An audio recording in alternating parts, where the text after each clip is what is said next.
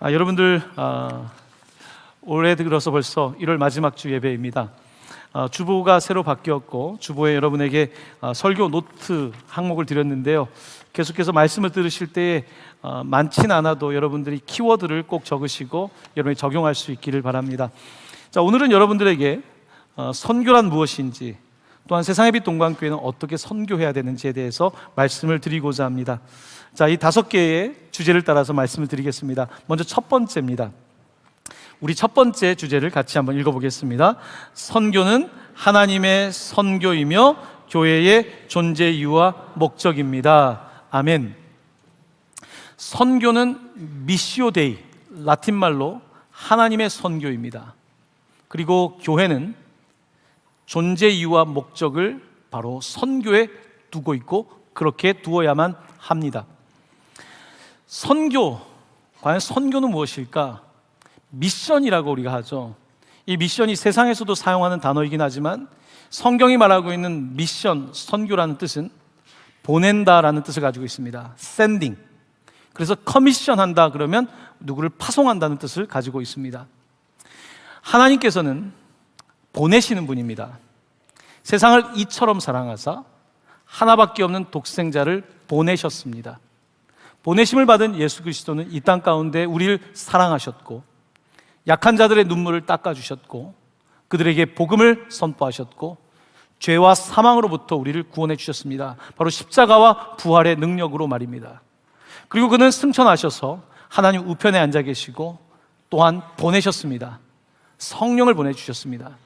성령의 보내심을 받아 성령을 받은 교회는 이제 성부와 성자와 성령의 이름으로 보내심을 받아서 예루살렘과 유대와 사마리아 땅끝까지 복음 전하는 것, 바로 이것이 선교입니다. 선교를 조금 더 여러분이 와닿게끔 말씀드린다면 선교는 하나님의 심장입니다. 선교는 하나님의 심장입니다. 여러분, 심장에 우리가 가장 사랑하는 것이 있지 않겠습니까? 하나님은 이 세상을 이처럼 사랑하셔서 독생자를 주셨는데 바로 그 보내시는 것이 선교인 것입니다. 하나님께서는 이 시대에도 우리만 구원받는 것이 아니라 많은 사람들이, 모든 족속들이 예수를 알고 구원받기를 원하십니다. 바로 선교는 하나님의 심장이며 교회는 이 선교를 위하여 존재하는 것입니다. 이유와 목적이 선교이며 또한 선교를 누가 행하시는가? 우리가 하는 것 같지만 보내신 하나님께서 이를 행하시며 예수 그리스도와 또한 이제 보내심을 받은 성령께서 그 일을 행하고 계시는 것입니다.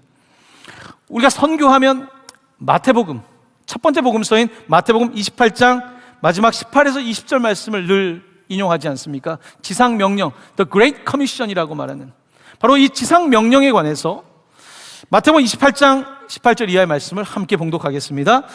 예수께서 나와 말씀하여 이르시되 하늘과 땅의 모든 권세를 내게 주셨으니 그러므로 너희는 가서 모든 민족을 제자로 삼아 아버지와 아들과 성령의 이름으로 세례를 베풀고 내가 너희에게 분부한 모든 것을 가르쳐 지키게 하라. 볼지어다 내가 세상 끝날까지 너희와 항상 함께 있으리라 하시니라. 아멘. 바로 이 첫 번째 복음서인 마태복음은 이렇게 끝이 납니다. 선교 명령으로 끝이 납니다. 이것은 명령입니다. 제안이 아닙니다. 선교는 suggestion, 제안이 아니라 commandment, 명령입니다.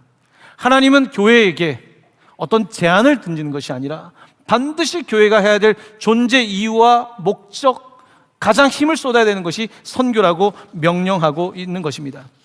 자, 그럼에도 불구하고 우리는 이 선교가 중요하다는 것을 다 알지만 실제로 실천하는 것이 쉽지는 않습니다. 선교가 왜 어려울까에 대해서 여러 가지 이유들이 있는데 그 가운데 3가지를 말씀드립니다. 첫 번째는 교회의 사역 방향이 선교가 아닌 내부 사역에 집중되기 때문입니다. 조금 더 설명을 하자면, 여러분, 교회가 처음 개척되면 그 교회는 전도하고 복음 전하고 정말로 그 열정을 갖고 있지 않습니까? 근데 시간이 지나면 어떻습니까? 이제 교회가 좀 정착되고 안정화되기 시작하면 전도하고 선교하기보다는 내부, 우리끼리 어떻게 할 건가? 시간이 지나가다 보면 갈등도 생겨나니까 이것을 해결하고 해소하는데 많은 시간을 씁니다. 여러분, 아이는 관심이 많아서 이것도 만지고 저것도 만지고, 올해 우리 교회 세상의 빛 동강교회 하면서 제가 테러블 2가 돼야 된다라고 말씀을 드렸는데, 아이들은 끊임없이 뭔가 확장성을 갖는데요, 나이가 들다 보면 어떻습니까? 아유, 다음에 하지. 나는 건강이 약해서, 나는 지금 힘드니까. 이제 우리는 점점 어떤 선교적인, 외부적으로 나아가기보다는 자꾸 내부적으로 갈 수밖에 없는 것입니다. 동강교회는 48주년을 맞았습니다. 지금 아직 청년의 때를 지나가고 있는 것 같지만 이미 우리도 중년기를 지나가고 있습니다. 이제 우리 안에서 그냥 그거는 안 해도 되지 않을까? 이런 생각들을 많이 할 수 있는 때인 것 같습니다. 선교는 내부를 무시하는 게 아닙니다. 끊임없이 하나님의 명령에 순종하기 위해서 선교, 모든 족속들을 바라보며 나아가는 것이 주님의 우리에게 향한 기대인 것입니다. 자, 두 번째입니다. 선교를 선교사나 특별한 사람들의 일이라고 생각하기 때문입니다. 선교하면 일단 좀 어렵지 않습니까? 외국에 가서 고생할 것 같고, 음식도 다르고 문화도 다르고, 특별히 나는 그 나라 언어도 모르고, 사실 그 나라가 어떤지도 잘 모르는데 선교한다는 것이 굉장히 어렵게 느껴지고, 그러니까 특정한 사람들, 선교사님들이 하는 일이라고 생각하기 쉽습니다. 하지만 선교는 명령입니다. 모든 민족에게 주시는 명령인 것입니다. 모든 민족을 제자 삼으라고 하는 것은 너무나 어려운 일이지만 주님은 그렇게 우리에게 말씀하고 있는 것입니다. 세 번째입니다. 교회를 다니면서도 여전히 착하면 구원을 받을 수 있다고 믿기 때문입니다. 이 3번이 중요합니다. 사실 성도들 중에도 내가 어떻게 천국을 가는가, 어떻게 구원을 받는가 하면 착하면 된다, 남보다 상대적으로 조금 나면 된다라고 하는 그런 일반적 도덕으로 생각하는 경우가 많이 있습니다. 하지만 성경은 예수를 주로 영접하는 사람이 구원을 받는다고 분명히 말씀하고 있습니다. 우리가 선교하거나 전도하지 못하는 이유 중에 하나는 상대방들을 바라보면서 그들이 그냥 저 정도 살면 되겠네 라고 생각하는 것입니다. 저 정도 사는 것이 중요한 것이 아니라 예수를 주로 받는 것이 중요한 것입니다.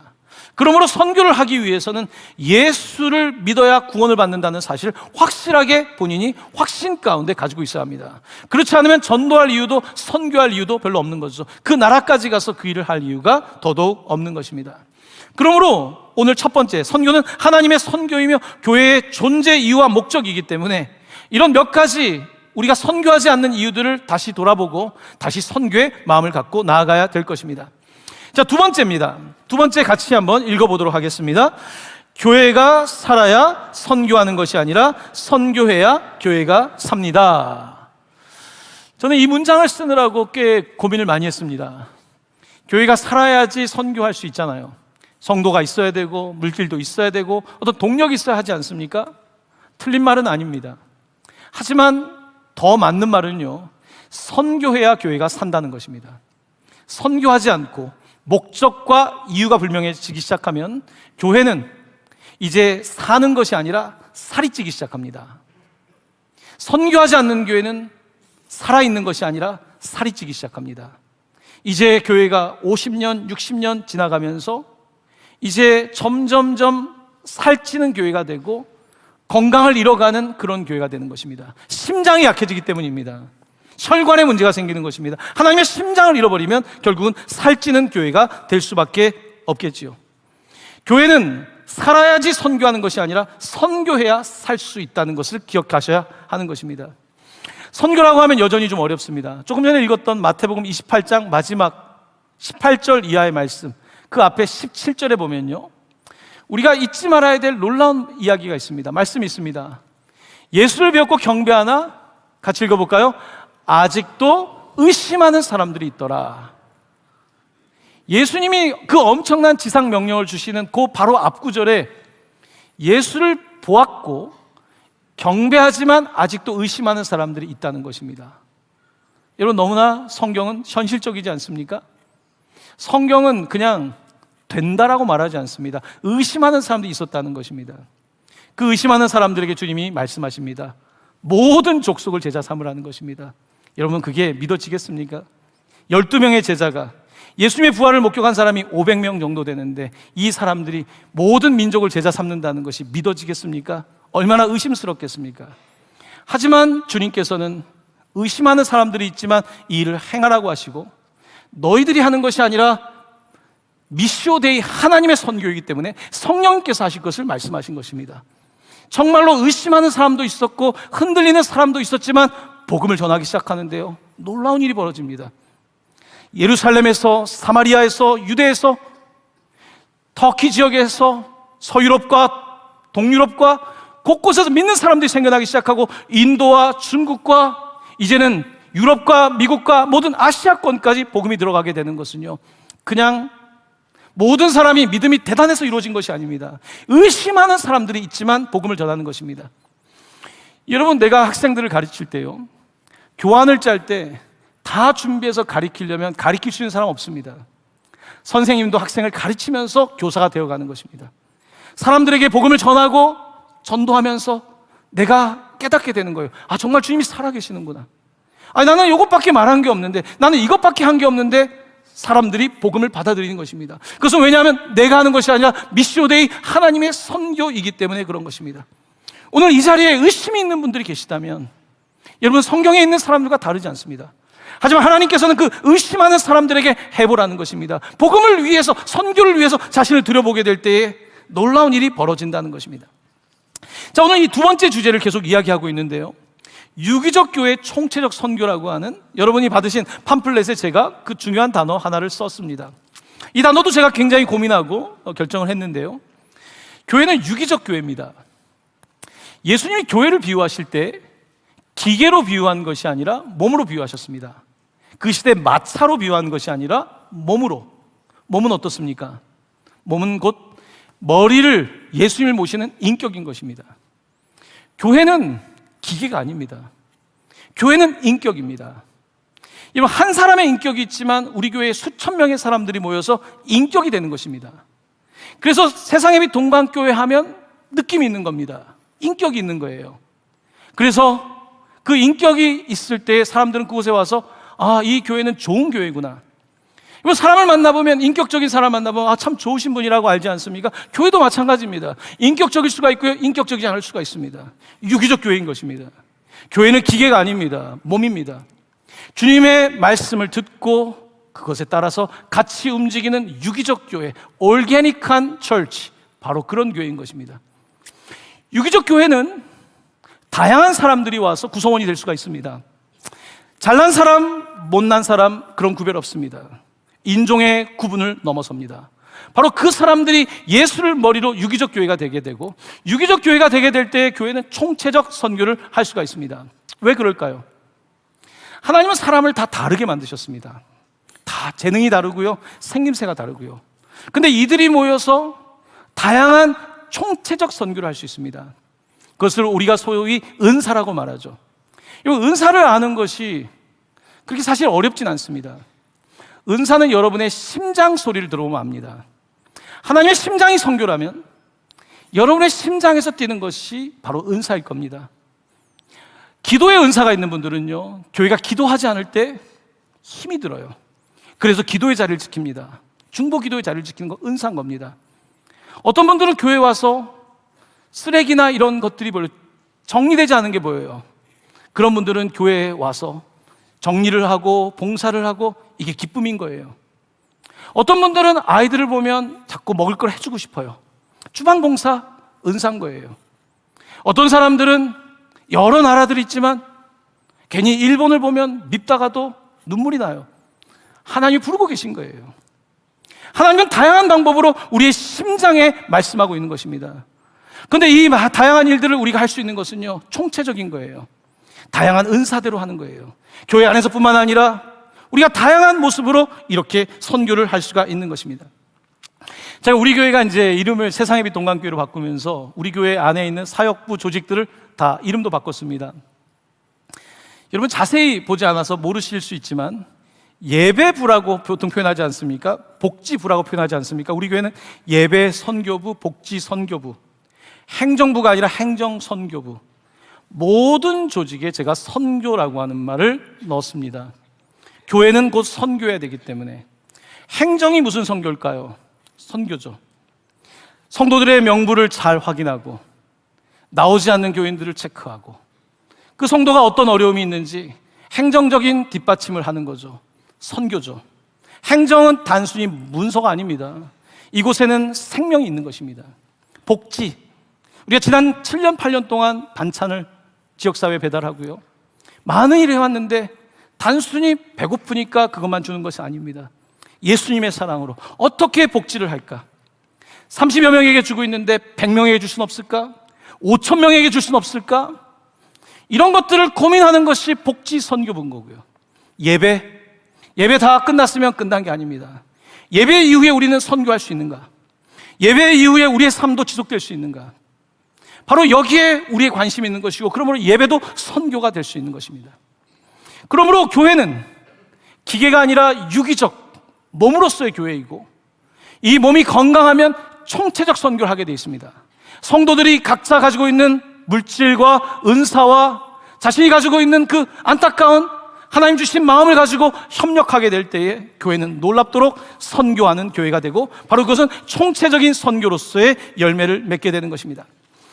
자, 벌써 세 번째입니다, 여러분. 세 번째, 같이 한번 읽어보도록 하겠습니다. 선교는 예수의 이름으로, 즉 내가 아니라 내 안에 살아계신 주님이 하시는 것입니다. 아멘. 예수의 이름으로 일어나 걸으라가 우리 교회 표어입니다. 제가 여러 차례 말씀을 드리는데, 이름은 성경에서는 단순히 네임, 호칭이 아닙니다. 그것은 곧 존재를 말하는 거죠. being을 말하는 것입니다. 예수의 이름으로 한다는 것은 그냥 예수의 이름 한번 외치고 우리 선교합시다가 아닙니다. 이름은 곧 존재이고 그 존재는 곧 인격인 겁니다. 예수의 이름으로 하는 것은 예수의 인격으로 하는 것입니다. 그런데 나는 여전히 쓴뿌리를 가지고 있는 내가 있는데 어떻게 나에게 예수의 인격이 있겠습니까? 예수님을 주로 영접할 때에 우리 안에 있는 쓴뿌리들은 사라지게 되고 죄의 싹은 잘라지게 되고 우리에게 예수의 인격이 들어오게 되는 것입니다. 그러므로 우리가 말을 할 때, 행동하게 될 때에 누구에게 잘 보이기 위해서가 아니라 나에게 예수의 인격이 나오게 되고 예수의 이름으로 하는 것입니다. 바로 이렇게 할 때에 선교가 되는 것입니다. 여러분, 사람들이 다 똑똑한데 내가 몇 마디 한다고 사람들이 예수를 믿겠습니까? 그렇게 사람들이 단순하지 않습니다. 똑똑합니다. 내가 조금 공부했다고 그 사람 설득할 수 있다고 생각하십니까? 그렇지 않습니다. 전도는 내가 예수님의 인격으로 하지 않으면 되는 게 아닙니다. 예수의 인격이 바로 우리로 하여금 역사하시는 것이고 사람들을 변화시키는 것입니다. 사람들은 인격에 의해서 변화되지 어떠한 명령에 의해서 그렇게 쉽게 변화되는 것이 아닙니다. 자, 예수님의 인격이 살아계신 주님이 하시는 건데요. 자, 그런데 주님의 역사는 나 개인에게 끝나는 것이 아니라 12제자에게 끝나는 것이 아니라 500명의 사람들에게 끝나는 것이 아니라 모든 족속으로 연결된다는 것입니다. 오늘 함께 읽은 누가복음 24장 46에서 48절입니다. 같이 말씀을 봉독합니다. 또 이르시되 이같이 그리스도가 고난을 받고 제3일에 죽은 자 가운데서 살아날 것과 또 그의 이름으로 죄사함을 받게 하는 회개가 예루살렘에서 시작하여 모든 족속에게 전파될 것이 기록되었으니 너희는 이 모든 일의 증인이라. 아멘. 자, 그 앞에 구절을 보시면 그의 이름으로 죄사함을 받게 하는 회개가 예루살렘부터 모든 족속으로 이루어진다고 합니다. 왜 예수의 이름으로 죄사함을 역사가 이루어지게 될까요? 여러분, 이런 겁니다. 여러분, 훌륭한 인격의 사람을 만나면요, 내가 참 인격적이지 못하다는 걸 알게 돼요. 깨끗한 데 가면 뭐가 많이 묻어있는 사람은 자기의 죄를 알게 됩니다. 예수님의 인격을 만나면요, 자기를 보게 됩니다. 예수님을 만나면 내가 죄인이라는 사실을 알게 됩니다. 베드로가 예수를 만났을 때 나는 죄인입니다, 나를 떠나소서라고 말합니다. 예수를 만날 때 사람들은 먼저 내 존재를 알게 되니까 너무 부끄러운 거예요. 회개가 나오는 것입니다. 무슨 법률을 어겼네, 뭘 잘못했네가 아니라 예수님을 인카운터, 그를 만나게 될 때 우리 가운데 죄사함이 일어나는 거예요. 놀랍게 예루살렘에서부터 예수님의 인격의 역사가, 예수님 인격만이 아니라 신격이 있죠. 그는 바로 예수의 이름의 능력이 나타나기 시작하고 예루살렘과 유대와 사마리아와 땅끝까지 사람들이 자기의 죄를 고백하기 시작합니다. 법으로 못합니다. 정치로 되지 않습니다. 예수의 이름으로, 예수의 인격으로, 살아계신 예수의 능력으로 놀라운 일이 벌어지는 것입니다. 그러므로 선교는 내가 하는 것이 아니라 내 안에 살아계신 예수님이 하시는 것입니다. 내 안에 살아계신 성령님이 하시는 것입니다. 우리는 이것을 미시오데이, 하나님의 선교라고 부르는 것입니다. 바로 주님의 심장이 내게 있을 때에 이런 역사가 나타나는 것입니다. 내가 지식과 경험으로 한 사람도 바꿀 수 없습니다. 나는 한 명도 변화시킬 능력이 없습니다. 하지만 예수님이 그렇게 하시는 것입니다. 바로 이 놀라운 역사가 바로 선교의 역사인 것입니다. 자, 이제 네 번째로 넘어갑니다. 네 번째 같이 또 읽겠습니다. 모든 족속에게 죄 사함을 받는 회개가 전파되어야 합니다. 모든 족속에게입니다. 여러분, 모든 족속에 복음이 전파되어야지 끝이 오신다고 말씀하지 않았습니까? 우리는 모든 족속, 하나님은 한 명도 남기고 싶지 않은 것입니다. 모든 사람을 배에 태우고 싶으신 것입니다. 그러므로 하나님께서는 모든 족속으로 제자를 삼으라고 가르치고 있는 것입니다. 사랑하는 성도 여러분, 이 모든 족속이라고 말할 때 저는 오늘 족속에 대해서 몇 가지 다른 이야기를 좀 드리고 싶습니다. 이번 주 금요일에 청년부 수련회 때 강사 목사님이 오셔서 부산에 집회를 갔다가 부산의 기독교인에 대한 통계를 듣게 됐다는 거예요. 부산의 청소년들을 보니까, 통계를 보니까 얼마나 많은 청소년들이 교회를 다닐까 평균 봤더니 2반에 1명이 교회를 다닌다는 거예요. 부산 지역 얘기입니다. 2반에 1명이 다닌다는 거예요. 충격적이죠. 일본 선교를 가면요, 전체 학교에 기독교인 1명, 2명 찾기 어렵습니다. 지금 한국도 아이들이 교회 다니는 애들이 없어요. 사람은 사회적 동물이기 때문에요. 남들이 안 가면, 나만 가면 혼자 두드러지는 게 싫기 때문에 사람들은 항상 동화되어 있기 마련이에요. 특별히 청소년들이 아무도 가지 않는데 나 혼자 교회를 다닌다? 쉬운 일이 아닙니다. 그런 압박들이 있는 거예요. 자, 그렇다면 우리가 모든 족속으로 제자를 삼는다고 할 때에 이제는 네팔 걱정하고 사실은 다른 나라 걱정하는 것도 맞지만 대한민국의 우리 자녀 세대입니다. 어떻게 그들에게 복음을 전해야 될까? 이런 모든 민족을 제자로 삼으려면 언어를 배워야 됩니다. 영어를 배우고 태국어를 배우라는 얘기가 아닙니다. 우리 자녀들에게 복음을 전하려면 그들의 언어를 배워야 됩니다. 그들의 문화를 배워야 돼요. 그들은 무슨 생각을 하는가? 그들은 어떻게 소통할 것인가? 제가 목회를 하면서 감사한 것이 있습니다. 이제 7년 전에 153 학교를 세우면서 제가 지금까지 매주 아이들에게 설교를 합니다. 금요일 채플마다 7세부터 중학생까지 있는 곳에 70여 명의 아이들에게 매주 설교를 합니다. 저는 이것을 좋아합니다. 왜냐하면 내가 그들의 언어를 배울 수 있는 시간이기 때문입니다. 그 아이들이 들을 수 있도록 아이들이 설교를 기다립니다. 목사님, 오늘은 무슨 말씀 하실 겁니까? 그들의 언어를 배우지 않으면 그들에게 복음을 전할 수 없잖아요. 어른들에게 설교하듯이 할 수 없잖아요. 언어를 배워야 돼요. 여러분, 자녀들의 언어를 배워야 돼요. 어떤 아이들이 고민하는가? 과학세계 속에서 어떻게 신앙을 지킬 것인가? 교회에 대해서 잘못된 이미지를 갖고 있는 사람들에게 어떻게 가르칠 것인가? 바로 이것은 여러분들이 언어를 배워야 되는 겁니다. 그러니까 모든 사람들은 지금 선교사가 돼야 되는 거예요. 꼭 멀리 가지 않아도 가정 선교사고요, 교육 선교사고요. 우리가 다 해야 될 일인 것입니다. 그렇다고 해서 우리가 이곳에만 있을 수는 없잖아요. 북한의 문화도 알아서 북한 분들에게 복음을 전해야 될 뿐만 아니라 외국어도 배워야 돼요. 근데 외국어 배우는 게 쉽지 않아요. 태국어를 어떻게 배웁니까? 여러분, 40 넘어서 어떻게 배웁니까? 우리 태국에 선교하시는 선교사님 40 넘어가셨습니다. 선교하는 지금까지 가장 힘들었던 것은 언어를 배울 때였다는 거예요. 3년 동안 정말 매일 성경 읽고 태국어 성경이 달았어요. 와, 얼마나 설교를 해보려고, 얼마나 그들에 대한 심장이 있으면. 여러분, 선교사님들이 귀한 거예요. 그분들을 귀하게 여겨야 돼요. 그분들이 전방에서 복음을 전하고 있는 거예요. 내가 가지는 못하지만 그들을 위해서 기도하고 후원하고 함께 할 수 있는 것들을 동참하는 것이, 이게 선교인 겁니다. 모든 나라를 제자로 삼는다는 것은 그런 것입니다. 사랑하는 성도 여러분, 그렇습니다. 교회는 여러 가지 다양한 모습으로 선교를 진행하고 있습니다. 교육 선교뿐만 아니라 또한 의료 선교, 또 해외 나가서 다양하게 올해는 특별히 선교 일정이 많습니다.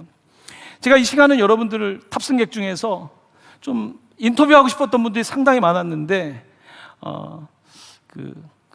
실질적으로 선교를 갔다 왔던 분들 가운데 제가 두 분의 이야기를 좀 듣기를 원합니다. 제가 좀 직접 내려가서 그분을 좀 인터뷰하도록 하겠습니다. 제가 첫 번째 인터뷰할 분은요, 저희 동강교회가 네팔 선교를 시작하고 나서 이 네팔의 벽을 뚫는 게 너무 어렵다는 느낌을 받았어요. 그때 의료 봉사하면 좋겠다 했는데 교회에 의료 선교를 할 팀이 없었습니다. 그때 제가 이제 부탁을 드려서 처음으로 함께 하셨는데 우리 장보환 집사님 마이크를 드리겠습니다. 집사님 선교를 자기 소개도 한번 해주시고요. 몇 번이나 선교를 가시게 됐는지 그 감회를 코로나 전까지 가셨는데 잠깐 말씀해 주시면 좋겠습니다. 네, 저는 해외 선교국 의료 선교회를 섬기는 장보환 집사입니다. 저는 네팔에 2014년부터 5번 다녀왔습니다. 네, 5번 다녀오셨는데 우리 집사님의 약사신데요. 5번 가시면서 뭐 그때 지진도 있었고 뭐 여러 가지 일이 있었는데 가장 기억에 나는 일이 사람이나 가장 기억나는 사건이 또 있으세요? 의료 사역을 마치고 밤에 마가의 집 작은 뜰에서 전도 집회가 있었습니다. 그때 유재상 목사님께서 설교하셨고 제이슨 선교사가 통역을 했는데 그때 제가 마음속으로 통역을 듣는 네팔 한 50명 빽빽하게 모인 그 분들이 한 사람에도 영혼권을 받도록 기도했던 것이 가장 기억에 남습니다. 네, 우리 장보환 집사님이랑 아까 의료팀 말씀해 주셨는데요. 사실 휴가가 없잖아요. 외국을 선교 외에는 거의 안 가실 정도로 그래서 5년 동안 함께 하셨습니다. 그 이후로 네팔에 지금 학교가 잘 세워져 있는데요. 우리 장로님들 중에 원로 장로님, 은퇴 장로님은 거기서 몇 달씩 사셨습니다. 권사님들은 나 네팔 못 간다고 했는데 가자고 하셔가지고 같이 지내시면서 네팔 선교를 하셨는데요. 또 한 분만 더 인터뷰를 하겠습니다. 태국 선교를 지난번에 갔다 왔는데요. 탈북을 하시고 태국으로, 라오스로 태국으로 건너오는데 처음으로 이제 선교를 가셔서 우리 교회 집사님이신데 우리 유정민 집사님 한번 마이크 일단 받으시고요. 떨지 마시고 자기 소개해 주시고 태국에 가셔서 선교를 하면서 느꼈던 것 잠깐 말씀해 주시면 되겠습니다. 안녕하세요. 한반도 선교부 집사직을 맡고 있는 유정민입니다. 저는 하나님을 영접하고 처음으로 떠나는 선교였는데요. 처음에는 굉장히 이걸 가야 되나 말아야 되나 내면에서는 굉장히 좀 불편했어요. 내가 여행도 아니고 이거 선교를 굳이 가야 되나 이러면서 불편했는데요. 제가 정작 현지에 가서요 진짜 많은 걸 느끼고 많이 울었습니다. 그래서 제 자신을 반성했고요. 이렇게 외부에서 진짜 많은 이들이 이렇게 또 북한을 위해서 또 이렇게 기도를 하고 옆에서 하시는 분들을 보면서 제 자신이 너무 부끄러웠습니다. 대한민국에 온 지 10수년이 되는데 여태껏 내가 뭐 하고 살았나. 굉장히 제 자신이 많이 반성되는 시간이고요. 그리고 무엇보다 하나님께서 일을 하고 계시는구나. 네. 느꼈고요. 굉장히 은혜의 시간이었습니다. 네. 네. 네. 우리 북한에서 오신 분들도 사실은 12명이 작년에 같이 가시게 됐는데요. 북한을 이제 품게 된 배경은 설교 때 많이 말씀을 드렸지만 북한 분들은 라오스를 거쳐서 태국으로 건너게 되죠. 그 메콩강에 저희 교회 성도님 중에 그 다음 배를 타서 불에 빠져 죽지 않았던 성도가 있습니다. 두만강을 건너고 압록강을 건너고 메콩강을 건너는데 우리 교회 오신 전도사님은 그 강을 건널 때 두만강을 건널 때 어머니가 돌아가셨어요. 하지만 기억을 안 하잖아요. 누가 죽었는지. 그들을 기억하기 위해서 같이 태국 선교를 시작하게 되었고 또한 우리 북한에서 오신 분들은 10년 만에 처음으로 패스포드라는 걸 만들어서 여행을 가기도 하고요. 뭐 이런 다양한 선교들이 있었는데요.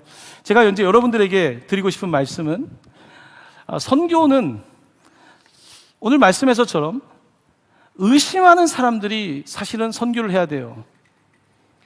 의심이 없는 사람이 선교를 하는 게 아니라 의심이 있는 사람이 선교하는 거예요. 근데 하나님이 그렇게 선교를 할 때 하나님의 심장 소리를 듣게 하시고 그때부터 내 삶이 달라지기 시작해요. 내가 영적으로 살쪘던 사람이 살아있게 되는 거죠. 저는 개인적으로는 사실은 상담학을 공부한 상담학 사실 교수였죠. 근데 제가 동강교회 담임 목사로 올 때 하나님은 저에게 분명하게 두 글자를 말씀하셨어요. 선교라고. 그 말씀을 듣고 나서부터는 지금까지 선교를 어떻게 할까? 이것이 제 머릿속에서 떠나는 날이 없습니다. 그러니까 선교, 물론 해외 선교만은 아닙니다. 어떻게 하면 하나님의 심장 소리를 들을까?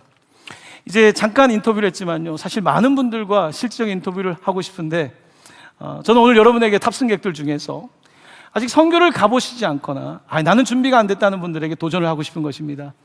올해는 교회에 그 선교 순서가 굉장히 많은데요, 여러분들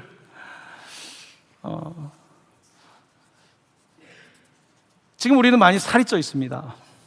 우리가 살쪄 있다는 사실 알고 계십니까? 우리의 심장, 혈관이 안 좋다는 사실 알고 계십니까? 교회의 현재 상태가 그렇다는 사실 알고 계십니까? 이제는 살아서 선교하는 것이 아니라 선교해야 사는 것입니다. 제가 올해 4월 달에 LA에 있는 은혜 한인교회라는 곳을 방문해서 설교를 하게 되고 우리 장로님들 몇 분과 함께 거기를 통해서 집회를 참여하게 됩니다. 전 세계에서 가장 선교를 많이 하는 교회가 한인 이민교회입니다. 얼마나 선교에 미쳐 있는지 그 교회를 개척하신 목사님은 수십 년 동안 평생 빨간 넥타이만 맸습니다. 늘 예수님의 하나님의 심장을 잊지 않기 위해서. 그 교회는 엄청난 선교를 하면서 그 교회가 뭐가 많아서가 아닙니다. 선교를 하니까 살아있게 되더라고요. 이 원리는 너무나 분명합니다. 사랑하는 성도 여러분, 내가 살아있으려면, 내가 성도로서 살아있으려면 내가 살아야 하는 것이 아니라 주님의 심장 소리를 듣고 내가 거기에 반응할 때에 우린 선교할 수가 있는 것입니다. 끝으로 말씀을 드리려고 합니다. 어떻게 선교해야 되는가? 복음서는 4개가 있죠. 마태, 마가, 누가, 요한복음이 있습니다. 마태, 마가, 누가복음에 보면 선교해야 된다는 이야기가 있는데 선교의 방법론은 가장 섬세한 제자인 요한이 저는 기록했다고 생각합니다. 어떻게 선교해야 되는가? 부활하신 예수님께서 베드로를 만나시죠. 갈릴리 해변에서 내가 나를 사랑하느냐 물으시죠. 그때 베드로는 예수님을 3번 부인했기 때문에 그 질문마다 내가 주님을 사랑하는 줄 아시나이다 라고 대답하죠. 그때 주님께서 말씀하십니다. 내 양을 먹이라, 내 양을 치라. 주님을 사랑한다는 것은요, 양을 먹이는 것입니다. 주님을 사랑한다는 것은 양을 풀밭에 인도하고 불편한 것들을 돌봐주는 것입니다. 우리가 성경을 읽는다고 사람들이 우리를 보는 게 아닙니다. 우리가 성경을 읽지만 세상은 우리를 읽고 있잖아요. 선교는 결국은 사랑하는 것입니다. 때때로 극단적인 선교 단체 가운데 좀 실수를 하는 것을 봅니다. 그건 뭐냐면 외국에 나가서 불교 사원에 가서 모스크에 가서 땅밟기를 한다고 하면서 그곳에서 우리 것만 하는 거예요. 우리 것만. 여러분, 참된 인격은 남을 존중하는 거거든요. 제가 대학교 때 종교학과를 다니면서 한국의 많은 사찰들을 가봤습니다. 거기 가면 석탑도 많고 하잖아요. 안타까운 건요, 불교 사원에서 석탑 같은 데 가면 십자가를 긁어놓은 게 많다는 거예요. 제가 지금도 잊지 못합니다. 우리나라 국보에 누군가가 십자가를 그어놨더라고요. 저는 그때 더 이상 기독교인으로 살고 싶지 않다는 생각을 했었습니다. 예수님의 인격이 그런 거라면 어떻게 사람들이 예수를 믿겠습니까?